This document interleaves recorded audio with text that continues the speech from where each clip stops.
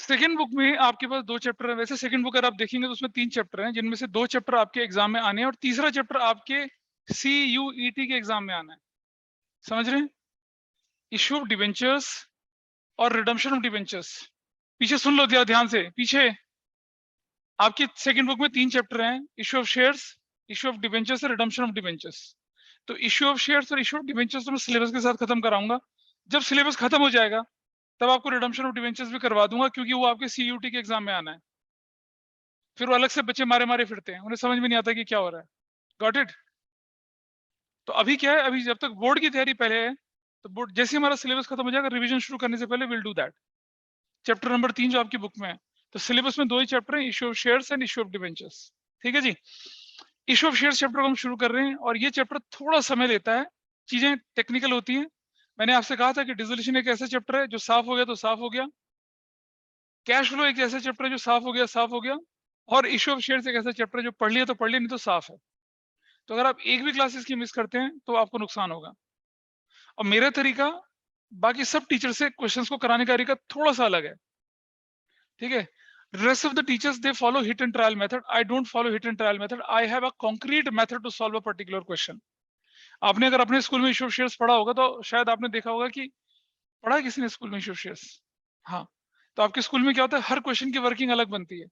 Issue of shares में देखे होंगे फोर फीचर रीइश्यू वगैरह की, हर शेयर की हर क्वेश्चन की वर्किंग क्या बनती है, अलग बनती है। नहीं, मेरे नहीं बनती। हर क्वेश्चन की वर्किंग सेम होगी, यूनिवर्सल मेथड। जैसे रिटायरमेंट को, डेथ को, चेंज इन PSR को, एडमिशन को करने का एक ही तरीका था ना, 8 स्टेप्स वाला, सेम यहाँ भी वही है, 1 स्टेप्स। मैकेनाइज बनाएंगे चीजों को और काम हो जाएगा। ठीक है जी। तो चलिए लेके चलते हैं आपके सामने इश्यू ऑफ शेयर्स चैप्टर के अंदर क्या क्या चीजें हम लोगों को करने के लिए बोली जाती हैं।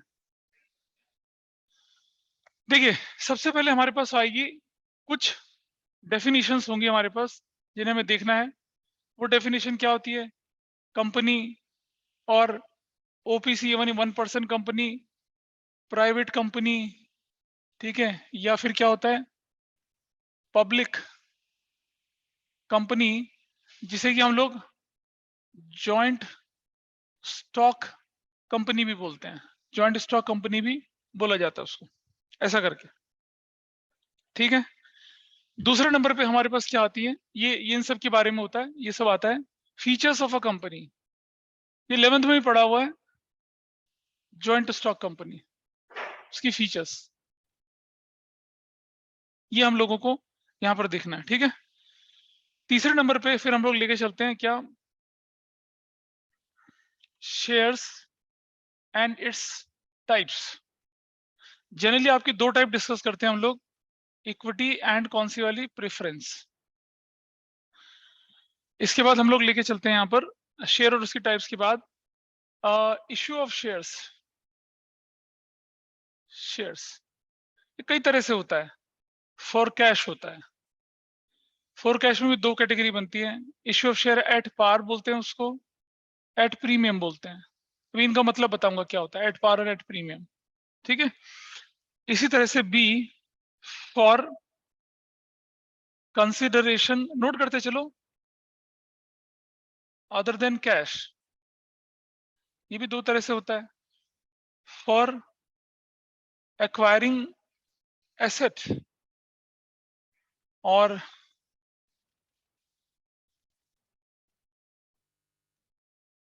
या फॉर एक्वायरिंग अ बिजनेस। और सुनिए, अगर हम एसेट्स एक्वायर करते हैं तो भी एट पार पे हो सकता है, एट प्रीमियम पे हो सकता है, ये भी एट पार पे हो सकता है, एट प्रीमियम पे हो सकता है। इश्यू ऑफ शेयर्स होते हैं। Number C, issue of shares to promoters को, टू अंडरराइटर्स को। Sweat equity shares,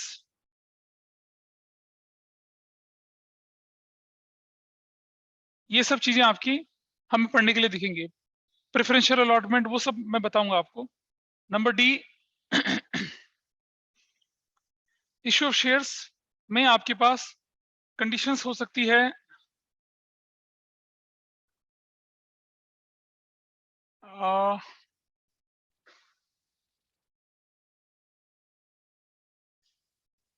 when amount per share is called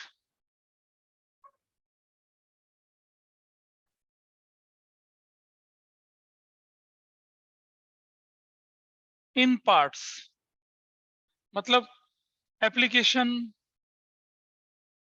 allotment and calls, ऐसा करके भी हो सकता है, ठीक है। ई व्हेन अमाउंट पर share is called eight lump sum, lump sum एक बार में मिला लेते हैं पैसा, ठीक है। ये होता है एप्लीकेशन एंड अलॉटमेंट टुगेदर, एक ही साथ पैसा बुला लेते हैं। नंबर 5, फिर हमारे पास आते हैं क्या, नॉर्मल सब्सक्रिप्शन, अंडर सब्सक्रिप्शन और ओवर सब्सक्रिप्शन। अच्छा, यहां जो डेफिनेशन है ना कुछ इस तरफ, यहाँ इधर हम एक चीज का और जिक्र करेंगे इस तरफ, यहाँ पर इस जगह पे, यहाँ हम लोग बात करेंगे, लिख लेता हूं ऐसे मैं यहाँ पर, ये 3 नंबर है ना, जैसे यहाँ 4 नंबर लिख लीजिए क्या,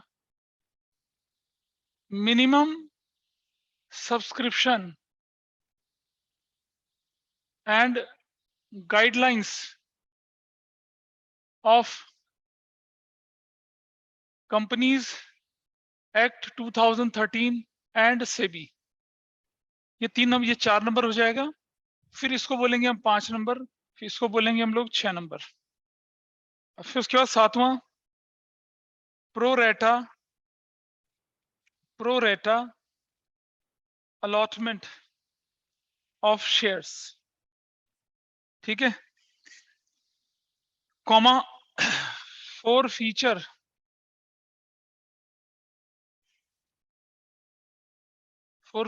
of shares and reissue of shares, ऐसे मतलब आपके क्या हो जाएंगे, आपके शेयर प्रोराटा अलॉटमेंट पर कैसे जाते हैं वो, फॉर फीचर ऑफ शेयर्स कैसे हो सकता है, री इशू ऑफ शेयर्स कैसे होता है, ये सब जाता है।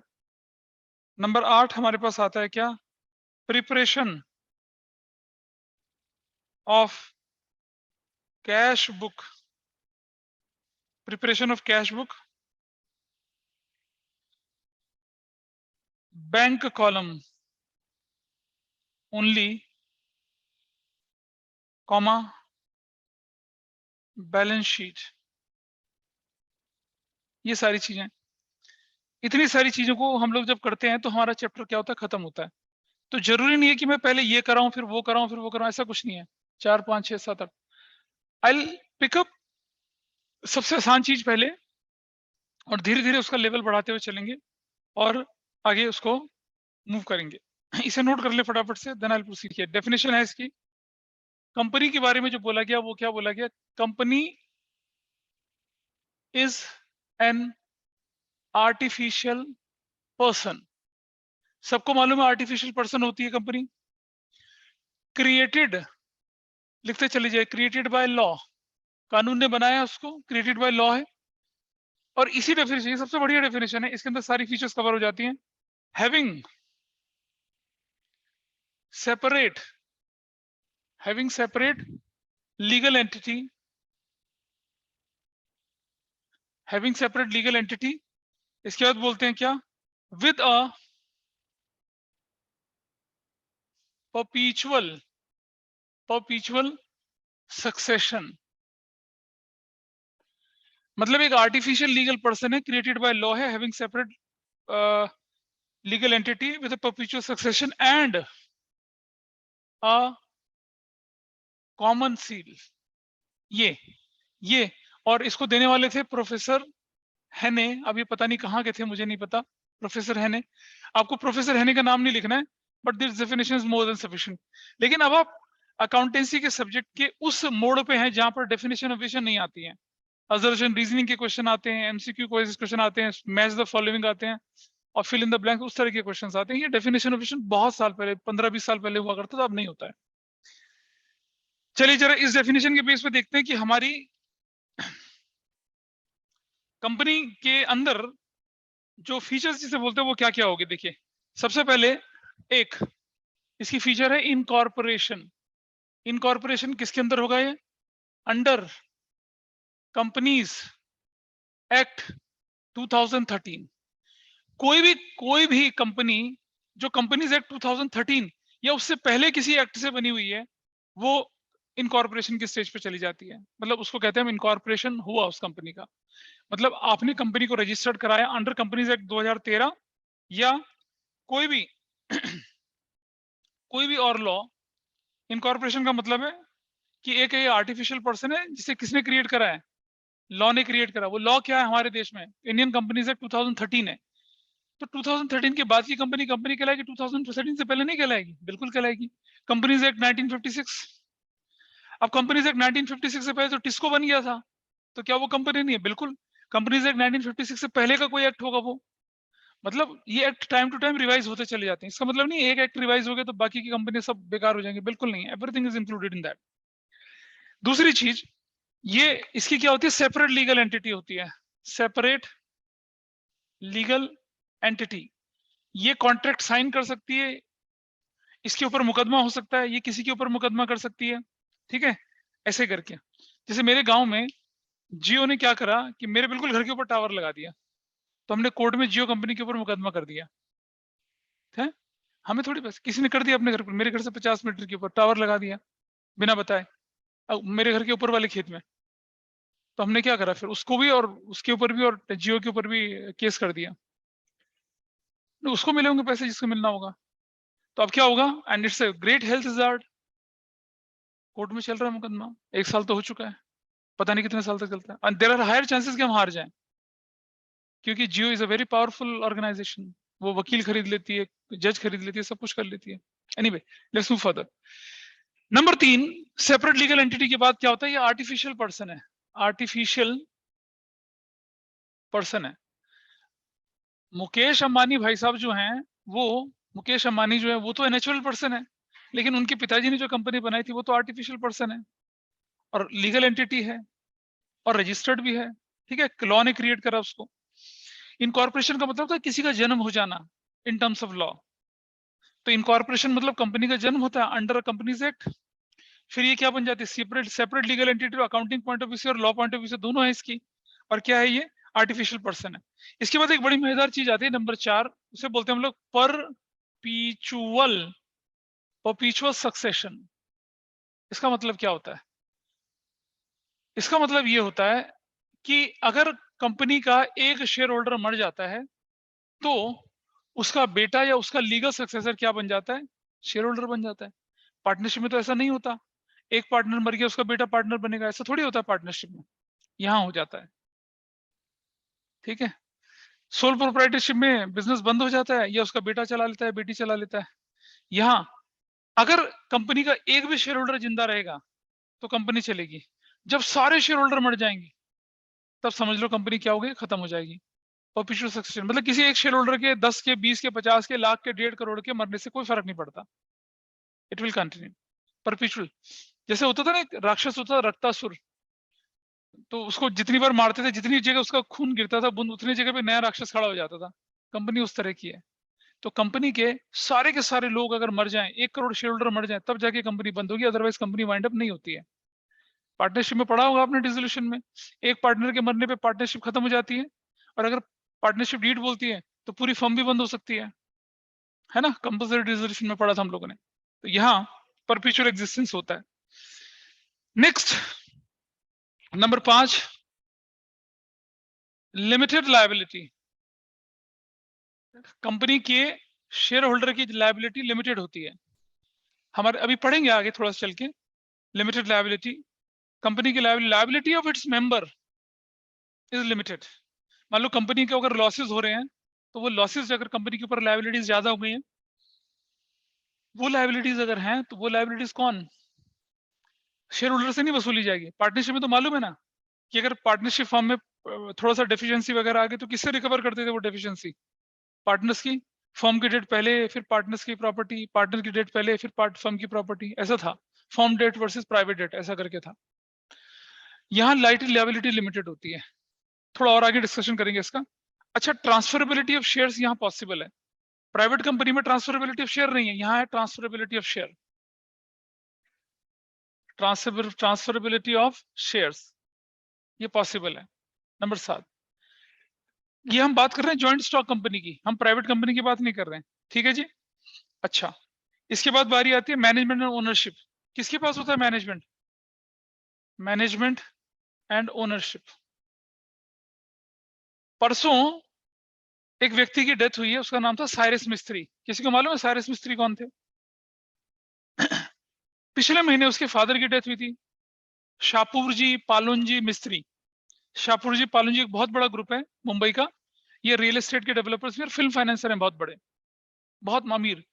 आपको ध्यान होगा कि शायद 4-5 साल पहले मिस्त्रीज ने टाटा ग्रुप को एक्वायर कर लिया था, 26% शेयर होल्डिंग थी इनकी, रतन टाटा को बाहर कर दिया और ये साइरस मिस्त्री था, ये बना टाटा ग्रुप का चेयरमैन। फिर रतन टाटा ने मेहनत करी, धीरे धीरे अलग अलग जगह पे शेयर होल्डिंग बढ़ाई और रतन टाटा और उसके जो रिश्तेदार हैं उनके पास करीब करीब 28% शेयर होल्डिंग हुई। तो उन्होंने क्या कर दिया, इसको साइरस मिस्त्री को हटाया, सुप्रीम कोर्ट में केस चल रहा था और फिर आगे जाके खुद बना और फिर दूसरे को उसने चेयरमैन बना दिया। तो हम बात कर रहे हैं ओनरशिप और मैनेजमेंट, किसके पास ओनरशिप किसके पास मैनेजमेंट। पहली बात, इसका ओनरशिप और मैनेजमेंट क्या होता है, दोनों अलग अलग होता है, ठीक है। कंपनी के शेयर होल्डर ओनर कहलाते हैं, कंपनी के शेयर होल्डर में जिसके पास सबसे ज्यादा शेयर्स होते हैं वो डायरेक्टर बनते हैं, और डायरेक्टर में भी सबसे ज्यादा शेयर होल्डर वाला मैनेजिंग डायरेक्टर बनता है, ये चेयरमैन बोलते हैं उसको, चेयरपर्सन बोलते हैं, वैसा करके होता है। मैनेजमेंट और ओनरशिप दोनों क्या होती है इसकी, सेपरेट होती है।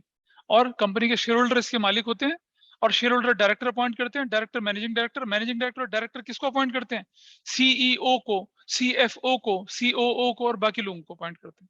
तो ये जो सीएफओ, सीईओ, सीओओ है ये मैनेजमेंट है, और डायरेक्टर मैनेजिंग डायरेक्टर ये मालिक लोग होते हैं, ऐसा करके चलता है। तो सारे मिस्त्री चले गए, शाहपुर जी पालन जी मिस्त्री ग्रुप का, और उस ग्रुप की जो वर्थ है मेरे ख्याल से मोर देन 36,000 करोड़ से ज्यादा की वर्थ है उनकी, बहुत अमीर है, बहुत ही अमीर, one of the richest person in the country. और नंबर 8, कॉमन सील।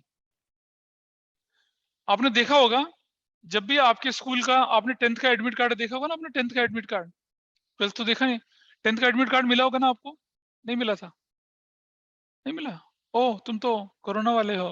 अच्छा, आपके स्कूल का कोई भी डॉक्यूमेंट आता है, उस स्कूल की एक सील होती है, गोल राउंड सील होती है, जिसपे स्कूल का लोगो और उसका एम्बलम और उसके टैगलाइन लिखे। जैसे हमारे स्कूल की लोटस है, 2 बच्चे हैं और लिखा हुआ है विद्या ददाति विनयम। तो चाहे कुछ भी हो जाए, एक तो स्कूल की सील होती है, प्रिंसिपल ऐसा, एमिटी इंटरनेशनल स्कूल नोएडा ऐसा करके, वो लगा देंगे, सफिशिएंट नहीं होती, एक दूसरी सील होती है, वो सील जो होती है वो सीबीएसई के पास ऑलरेडी भेज रखी होता है उसका सैंपल कॉपी। तो सीबीएसई के पास अगर कोई डॉक्यूमेंट हमारे स्कूल का जाता है तो प्रिंसिपल का साइन सिग्नेचर देखते हैं और साथ साथ देखते हैं सील भी, ऐसे चलता है। कॉमन सील मतलब it's like a signature of a company, common seal जो होती है, मतलब कॉमन सील लग जाएगी, उसके बाद कोई बंदा उस पर ऑफिशियल ऑथराइज पर्सन साइन कर देगा तो वो क्या कहलाएगी, सील कहलाएगी। गॉट इट, इस तरह से। पुराने जमाने में राजा जो होते थे ना, राजा, उनके 3 पहचान होती थी, एक राजा का मुकुट, एक राजा का राजदंड और एक राजा की अंगूठी, सील।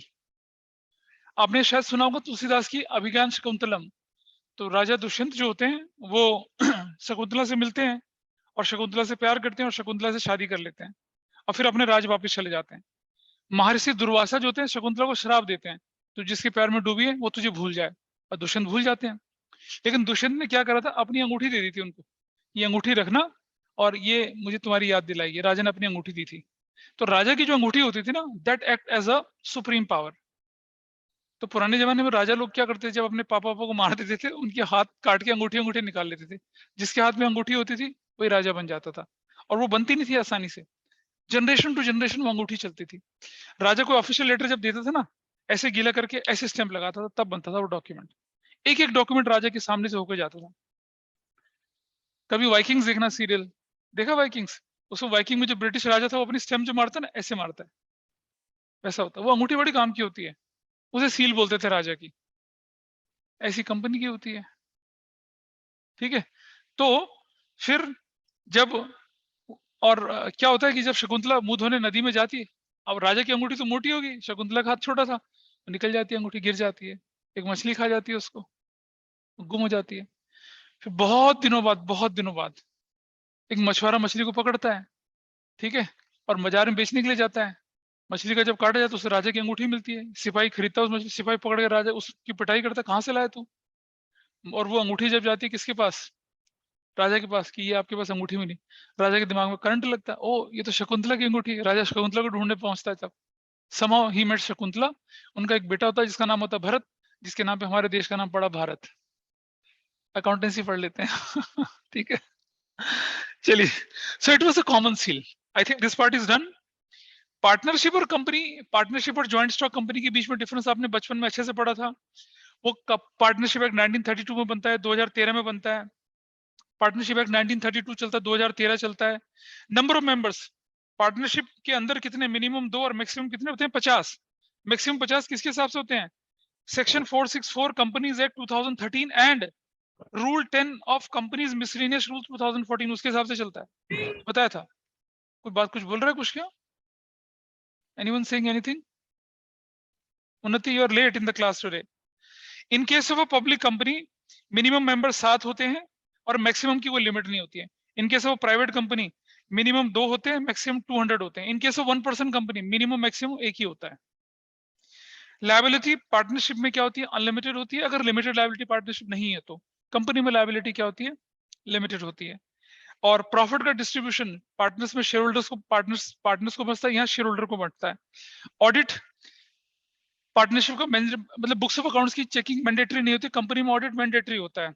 मैनेजमेंट पार्टनर्स के हाथ में होता है, या मैनेजमेंट किसके हाथ में होता है? डायरेक्ट जो मैनेजमेंट कमेटी होती है, जो डायरेक्टर अपॉइंट करते हैं, उनके हाथ में होता है। ट्रांसफर ऑफ शेयर पार्टनरशिप में पॉसिबल नहीं है। Transfer of shares in case of unlisted and private companies, transfer of देखो, except in case of unlisted companies, unlisted company जो किसी स्टॉक एक्सचेंज में लिस्टेड नहीं है, जिन्होंने पब्लिक इशू नहीं निकाला वो, और प्राइवेट कंपनी, इनके लिए ट्रांसफर रेस्ट्रिक्टेड है, अदरवाइज नहीं है।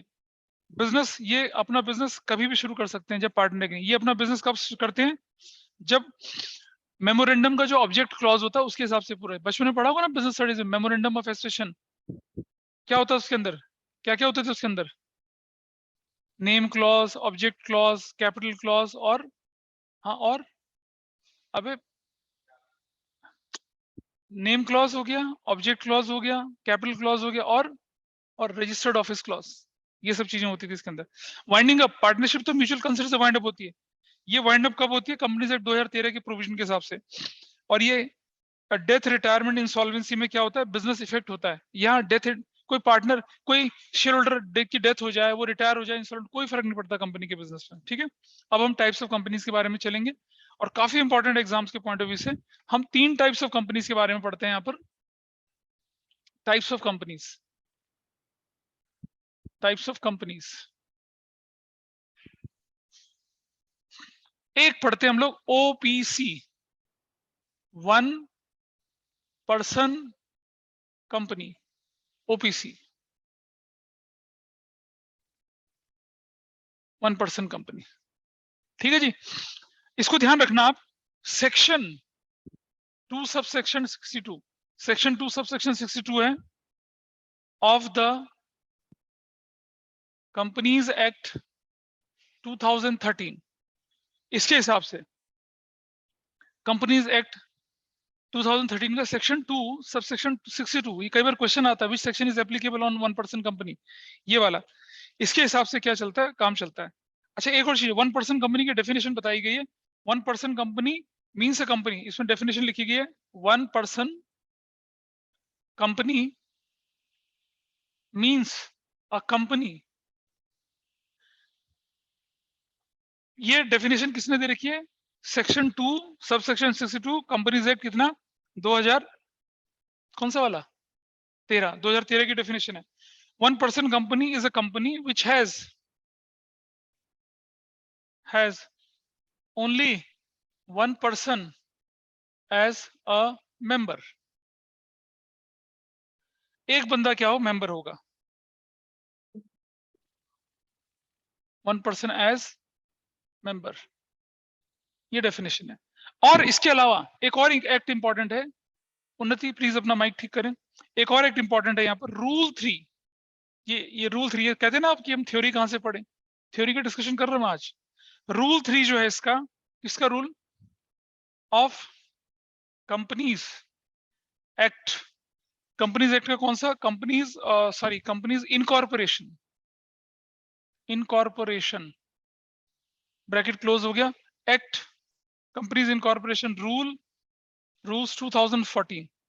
इसके अंदर कुछ गाइडलाइंस गिवन है जो 1% कंपनी के साथ क्या होती है, रिलेवेंट होती है। देखिए जरा क्या क्या है इसके अंदर। सबसे पहले 1% कंपनी के अंदर कौन होना चाहिए, ओनली अ नेचुरल पर्सन। कौन बन सकता है, A only a natural person. और क्या होना चाहिए, इंडियन सिटीजन।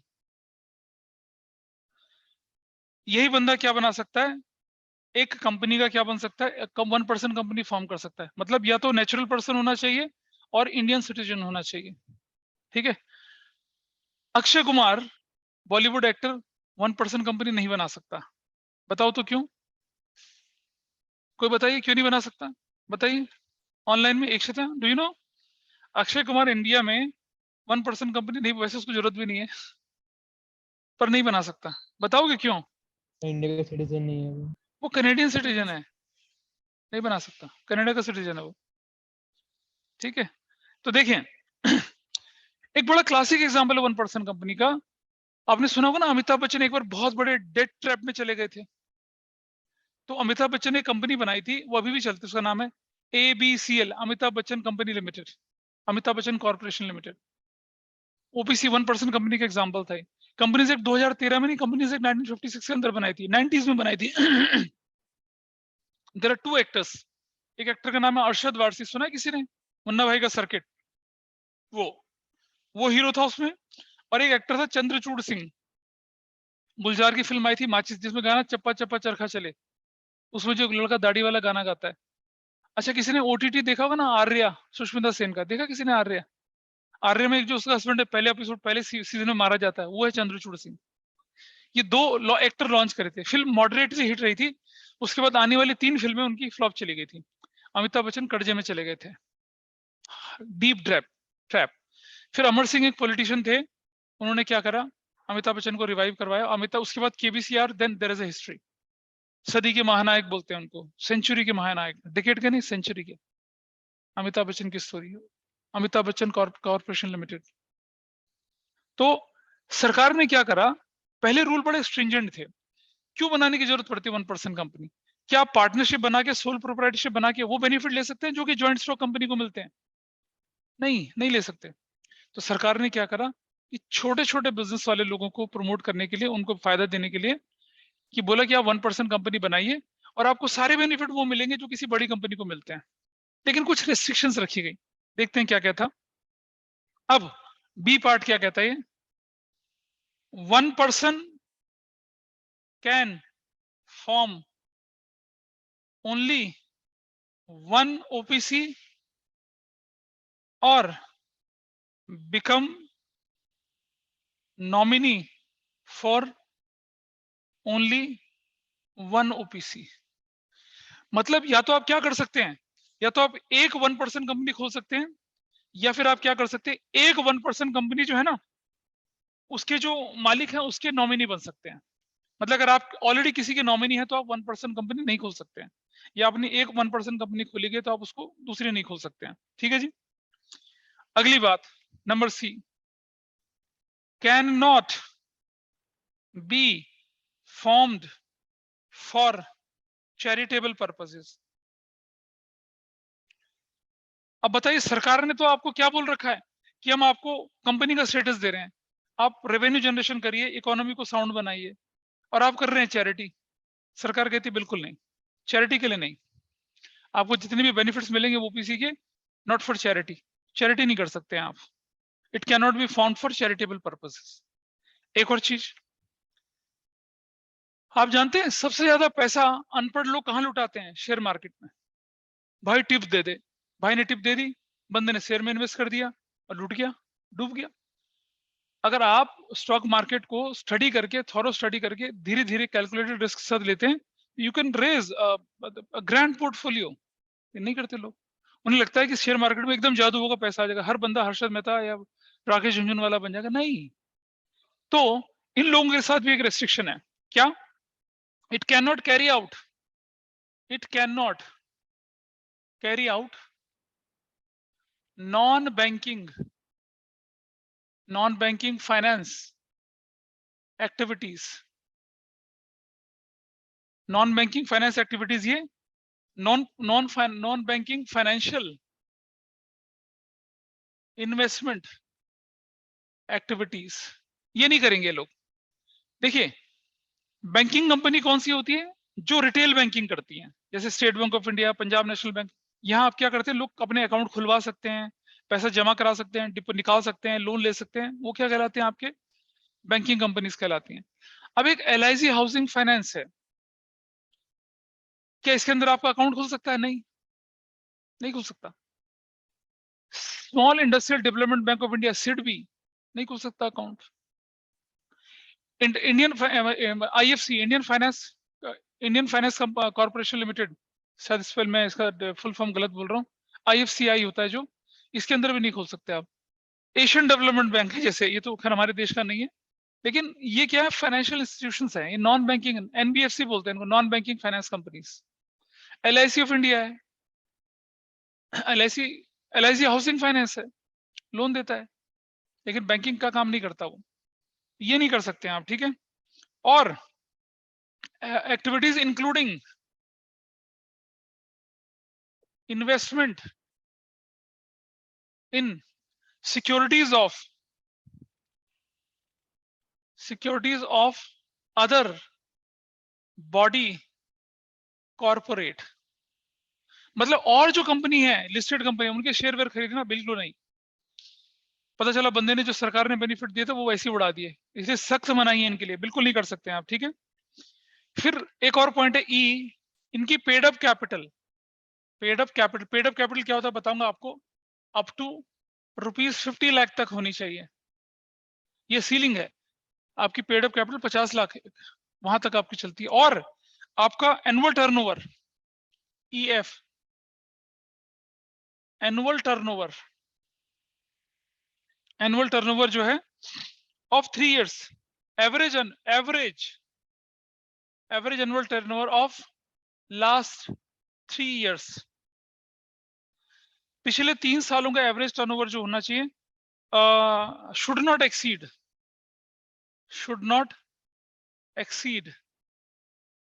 ₹5 करोड़, 5 करोड़ या 3 करोड़ देखना पड़ेगा मुझे, सॉरी, ₹2 करोड़।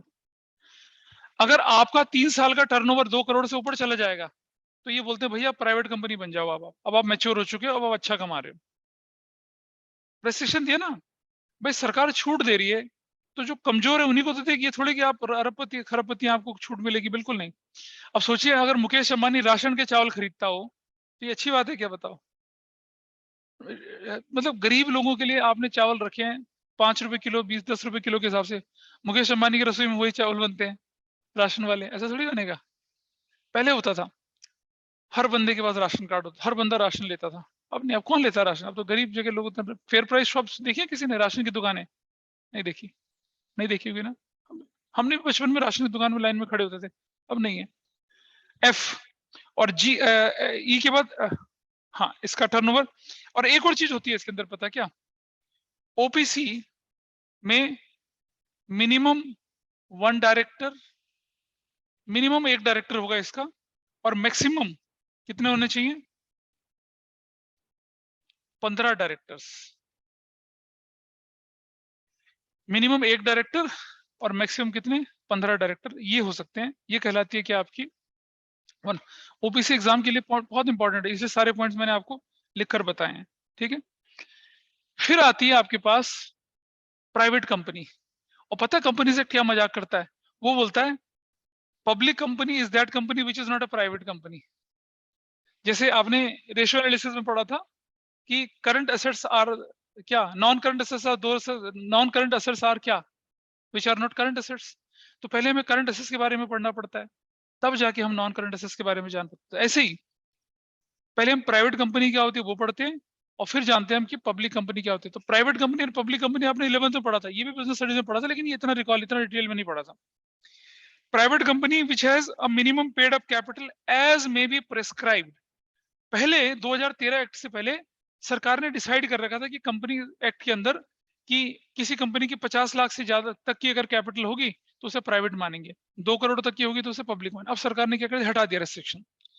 उसने बोला कंपनीज एक्ट के अंदर मिनिस्ट्री ऑफ कॉर्पोरेट अफेयर अगर नोटिफिकेशन जारी करता है कि प्राइवेट कंपनी होगी, उसकी 5 करोड़ की पेड अप कैपिटल होनी है, तो 5 करोड़ होगी, 2 करोड़ हो तो 2 करोड़, मतलब जो नोटिफिकेशन प्रेस्क्राइब करेगा सरकार उसके हिसाब से होगा, इसलिए वो रेस्ट्रिक्शन हट गया। ठीक है, and by and which by its articles of association, और उनके आर्टिकल्स ऑफ एसोसिएशन में मेंशन है क्या कि वो ट्रांसफर ऑफ शेयर्स नहीं कर सकते हैं, एक। और दूसरा, इनकी जो लिमिट है वो मैक्सिमम ओपीसी को छोड़कर और इनके एम्प्लॉयज को हटाकर 200 से ज्यादा नहीं होनी चाहिए। अब एम्प्लॉय कहां से आ गए बीच में, कुछ कंपनी क्या करते हैं अपने एम्प्लॉयज को क्या देती है, शेयर दे देती हैं उनकी परफॉर्मेंस के बेस पे। जैसे इंडियन ऑयल वगैरह में शेयर दे देते हैं उनके पेरेंट्स, मतलब जैसे सपोज आपके पेरेंट्स अगर इंडियन ऑयल या भारत पेट्रोलियम वगैरह में काम करते होंगे, तो जब वो 10 साल 15 साल 20 साल 25 साल पूरा करते हैं, या हर साल बोनस के रूप में इंडियन ऑयल के शेयर दे देते हैं अपने एम्प्लॉयज को। ठीक है, उनको बोलते हैं ESOP, उनको ESOP बोला जाता है। ये दिखा होगा कहीं, मैंने लिखा होगा शायद ESOP के बारे में, नहीं लिखा। उसको एम्प्लॉय स्टॉक ऑप्शन प्लान बोलते हैं, ESOP। वहां वहां शेयर चले जाते हैं उनके। ठीक है, तो इसीलिए एम्प्लॉयज को हटा देते हैं, उसके अलावा मैक्सिमम 200 होने चाहिए। ठीक है, अच्छा, अगर 2 या 2 से ज्यादा लोग ज्वाइंटली शेयर रखते हैं एक, तो वो एक ही मेंबर गिना जाएगा। और prohibits any invitation to public to subscribe the securities from the company, मतलब मार्केट में अपने शेयर ओपनली बेच नहीं सकते हैं, लिस्टेड ही नहीं होते हैं लोग, तो ना इनको अलाउ होता है लिस्टेड करना। ठीक है जी, इसके मिनिमम 2 डायरेक्टर, एक मिनट रुक जाइए, इसके मिनिमम 2 डायरेक्टर और मैक्सिमम 15 डायरेक्टर होते हैं। हाँ बोलो, क्या बोल रहे हो बेटा? तो बट इंडियन ऑयल और वो बीपीसीएल तो रजिस्टर्ड कंपनीज हैं। नहीं समझी बात, नहीं समझी बात। मैंने एक एग्जांपल दिया कि जैसे इंडियन ऑयल और भारत पेट्रोलियम जो है ना, वो अपने एम्प्लॉयज को क्या करते हैं, शेयर्स दे देते हैं। ऐसे ही प्राइवेट कंपनी अगर है तो चाहे तो अपने कुछ शेयर्स अपने एम्प्लॉयज को दे देती हैं। ठीक है, हालांकि उन शेयर्स को मार्केट में बेच नहीं सकते हैं। जैसे मान लो वो क्लोज ग्रुप, फैमिली का ग्रुप होता है, जैसे कि मान लो चाचा के पास, दादा के पास, मामा के पास, नाना के पास शेयर है। अब मान लो चाचा जो है उनके बेटा बेटी कुछ भी नहीं, अकेले हैं, तो वो क्या करते हैं अपने लाइफ टाइम में अपने शेयर अपने भतीजे को बेच देते हैं। ऐसा होता है, समझी? यस। ठीक है, तो इन शेयर को मार्केट में नहीं बेच सकते आप, स्टॉक एक्सचेंज में जाके बेच नहीं सकते हैं। इंडियन ऑयल के शेयर को मार्केट में आप स्टॉक एक्सचेंज में बेच सकते हैं क्योंकि वो लिस्टेड कंपनीज होती हैं। Got it? इनके नाम के साथ प्राइवेट लिमिटेड शब्द लगता है। मिनिमम 2 डायरेक्टर और मैक्सिमम कितने, 15। मिनिमम कितने डायरेक्टर, 1, और मैक्सिमम कितने, 15। मिनिमम कितने डायरेक्टर बोला, 2, और मैक्सिमम कितने, 15। प्राइवेट पब्लिक कंपनी के बारे में बोल रहे हैं। Public company is which is not a private company. अच्छा मजाक है, कोई बात नहीं। इसकी paid up capital as may be prescribed by companies act, ministry of corporate affairs, वैसा बोलते हैं। कोई प्राइवेट कंपनी अगर वो सब्सिडरी है किसी पब्लिक कंपनी की, तो वो भी क्या कहलाएगी, आपकी पब्लिक कंपनी ही कहलाएगी। मतलब जैसे मान लो एक प्राइवेट कंपनी है, उसको किसी पब्लिक कंपनी ने खरीद लिया, तो उसका स्टेटस भी क्या हो जाएगा। जैसे मान लो भारत हेवी इलेक्ट्रिकल्स लिमिटेड है, ठीक है, और वो हेवल्स इंडिया को खरीद लेता है। अब हेवल्स इंडिया तो क्या है, प्राइवेट कंपनी है, और भारत हेवी इलेक्ट्रिकल्स लिमिटेड क्या है, सरकारी कंपनी है। तब अब हेवल्स का स्टेटस क्या हो गया, पब्लिक हो गया और सरकारी कंपनी हो गया, सब्सिडरी बन गया ना उसका, वैसा करके। मान लो इंडियन ऑयल क्या करता है, रिलायंस पेट्रोकेमिकल्स को खरीद लेता है। रिलायंस पेट्रोकेमिकल्स क्या है, अभी प्राइवेट कंपनी है, और उसने किसको खरीद लिया, उसको किसने खरीद लिया, इंडियन ऑयल ने खरीद लिया।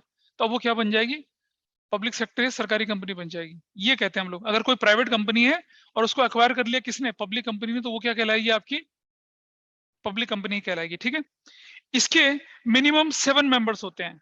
1 person company minimum 1 member, maximum भी 1। प्राइवेट कंपनी में मिनिमम 2 मैक्सिमम 200, या मिनिमम 7 मेंबर्स होते हैं, मैक्सिमम की कोई लिमिट नहीं है, अनलिमिटेड मेंबर्स हो सकते हैं। ठीक है, इसके केस में कितने डायरेक्टर? 3 डायरेक्टर, मैक्सिमम कितने डायरेक्टर? 15 डायरेक्टर, ये यहां पर करके बोलता है। ठीक है, अब जरा समझिए, बड़ा इंपॉर्टेंट पॉइंट है कि पब्लिक कंपनी जो है, इसके 3 टाइप होते हैं। पब्लिक कंपनी के टाइप, पब्लिक कंपनी जो होती है वो 3 तरह की होती है हमारे देश में।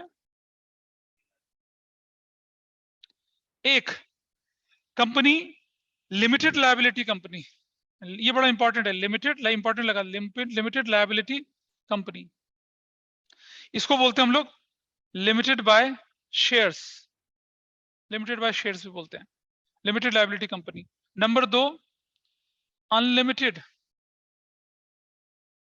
लायबिलिटी कंपनी, और तीसरा कंपनी लिमिटेड बाय गारंटी होता है, कंपनी लिमिटेड बाय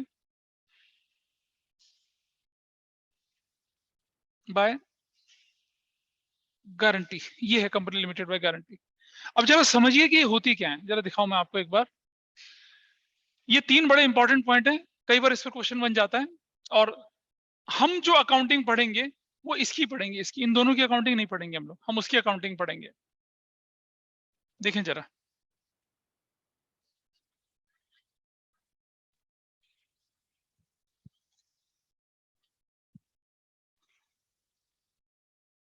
सोचो, मैं जो अकाउंटिंग आपको पढ़ाने जा रहा हूं वो अकाउंटिंग 50 साल पुरानी है। पहले पता क्या होता था? आज से 40-50 साल पहले एक आईएएस ऑफिसर की सैलरी करीब करीब 1100 रुपए, 1000 या 900 रुपए होती थी, और एक क्लर्क की सैलरी जब 50 रुपए से 75 रुपीज होती थी। 1973 में एक क्लर्क की सैलरी 75 रुपीज होती थी। ठीक है, अब वो क्लर्क अगर शेयर खरीदने जाता तो एक शेयर की वैल्यू 10 रुपए होती थी।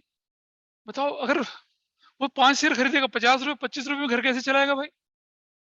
तो कंपनी क्या करती थी, शेयर की वैल्यू को फ्रैक्शंस में बांट देती थी।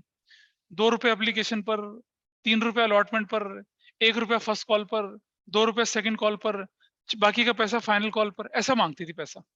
तो सपोज आपके पास किसी कंपनी के 10,000 शेयर्स हैं और 10 रुपए के हिसाब से आपको 1 लाख देना था, लेकिन आपने कितना पे कर दिया अब तक? पेड टिल नाउ 10,000 शेयर्स पर कितना? 6 रुपए के साथ 60,000 पे कर दिया। तो बताइए अनपेड अमाउंट कितना है आपका? अनपेड अमाउंट कितना है? 10,000 इंटू 4, 40,000 रुपए अनपेड अमाउंट है ना आपका। तो कंपनी लिमिटेड बाय शेयर का मतलब यह है कि अगर कंपनी कभी वाइंड अप होती है, बंद होती है, तो एक शेयर होल्डर की लायबिलिटी कितनी है? इतनी, उससे इतना रिकवर कर सकते हैं आप, उससे ज्यादा नहीं। लेकिन अगर आपने पूरे 1 लाख दे दिए थे तो आपसे 1 पैसा रिकवर नहीं हो सकेगा। इसे कहते हैं कंपनी लिमिटेड बाय शेयर्स। और इंडिया में जितनी भी कंपनी है वो लिमिटेड बाय शेयर्स ही होती हैं। लिमिटेड बाय शेयर्स का मतलब पता चल गया? Got it? इस पर सेक्शन जो लगता है, इस पर सेक्शन 2 सब सेक्शन 22 लगता है, कंपनीज एक्ट का section 2 sub section 22, companies act 2013 का। ठीक है, ये कंपनी लिस्टेड कंपनी हो सकती है। ठीक है, limited liability company, limited by shares बोलते हैं। दूसरा अनलिमिटेड लायबिलिटी कंपनी, उसमें क्या होता है, अगर कंपनी वाइंड अप होगी कर्जे के अंदर तो उसके शेयर होल्डर की लायबिलिटी अनलिमिटेड होती है। इंडिया में नहीं चलती है, हमारे देश में इसका ट्रेंड नहीं है। और एक होती है कंपनी लिमिटेड बाय गारंटी। किसी ने सुब्रत राय सहारा का नाम सुना है? सहारा श्री, सहारा के मालिक जेल में बैठे हैं तिहाड़ में आराम से। बड़ी स्ट्रेंज बात है, वो जेल में पता क्यों है? क्योंकि उनके पास इतना पैसा है, करीब करीब 56,000 करोड़, शायद ये 36,000 करोड़ होगा, मुझे एग्जैक्टली अमाउंट ध्यान नहीं है। वो उनके पास है, सुप्रीम कोर्ट है ये पैसा वापस लौटाओ जिसका है। क्योंकि उन्होंने क्या करा था, पॉन्जी धीरे छोटे छोटे पैसे से करके लोगों से इकट्ठा करा था। और बोला उन्होंने क्या, सुप्रीम कोर्ट को पता चला कि इन्होंने इलीगल तरीके से पैसे इकट्ठा करा, मामला आगे बढ़ता चला गया। सुप्रीम कोर्ट कहता है कि भैया ये पैसा वापस करो और घर जाओ अपने। अब पैसा वापस किसे करेंगे? तो घोटालेबाजी करी, सहारा एयरलाइंस बनाया, एम्बे वैली बनाई, पता नहीं क्या क्या बनाया, और पैसा वापस नहीं कर पा रहा, जेल से बाहर नहीं निकल रहा। कहते हमने 10,000 करोड़ दे दिया, हमने 12,000 करोड़ दे दिया। और सुप्रीम कोर्ट को मालूम है कि गरीब लोगों का पैसा लिया उन्होंने, किसी से 10 रुपए, किसी से 2 रुपए, ऐसे करके इकट्ठा करते थे, मंथली कलेक्शन करते थे। ठीक है, सुब्रत राय सहारा क्या करता था, अपनी जो मीटिंग होती थी उनमें अमिताभ बच्चन को खड़ा कर देता था, कपिल देव को खड़ा कर देता था और डायरेक्टर बना देता था उनको। ठीक है, मैं अगर कोई कंपनी स्टार्ट करूंगा, कौन खरीदेगा मेरे शेयर? मुझे कोई जानता ही नहीं, ठीक है, नकली सिंघम वाली मूछें लगा रखी, कोई नहीं जानता मुझे, I am useless fellow, nobody recognise me. लेकिन अगर महेंद्र सिंह धोनी आके मेरे साथ खड़े हो कहते हैं राणा सर की कंपनी में पैसा लगाइए, तो लोगों को लगेगा ना कुछ तो है, कुछ तो है ना। एक क्रिकेटर को तो मैं बुला सकता हूँ, पता नहीं वो आए ना आए, तो मेरा स्टूडेंट रह चुका है, बट समहाउ छोड़ दीजिए उस बात को, नहीं कोई मुझे नहीं। तो अगर हम किसी कंपनी को स्टार्ट कर रहे हैं और कोई सेलिब्रिटी कोई बंदा बोलता है कि भाई 50 लाख के शेयर्स मेरे हैं, अगर कंपनी डूबेगी 50 लाख मैं दूंगा, ठीक है, पैसा वैसा भाई साहब करते हैं कि भाई 10 करोड़ रुपए मेरे वाले, उधर माही करती है, सिया करती है, भव्या करते हैं, मतलब ताहिर या फिर जो भी शौनक या अनुष्का, ये लोग बोलते हैं कि भाई 5 करोड़ 5 करोड़, मतलब सब लोग गारंटी देते हैं। तो जब कंपनी वाइंड अप होगी तो क्या होगा, ये 5 करोड़ देगा, वो दूसरा 2 करोड़, जिसने जितने की गारंटी दी उतना पैसा भरेगा ना, इसे कहते हैं company limited by guarantee. Company unlimited liability company के लिए सेक्शन कौन सा लगता है, सेक्शन 2 सब सेक्शन 92 लगता है, और कंपनी लिमिटेड बाय गारंटी में लगता है सेक्शन 2 सब सेक्शन 21 लगता है। ये तीनों के बारे में आपको हम जो अकाउंटिंग पढ़ेंगे वो इसकी पढ़ेंगे, सेक्शन 2 सब सेक्शन 22 वाली की। Got it. लिमिटेड बाय क्या, गारंटी नहीं पढ़ेंगे, अनलिमिटेड लायबिलिटी नहीं पढ़ेंगे, हम उसके बारे में पढ़ेंगे, ठीक है।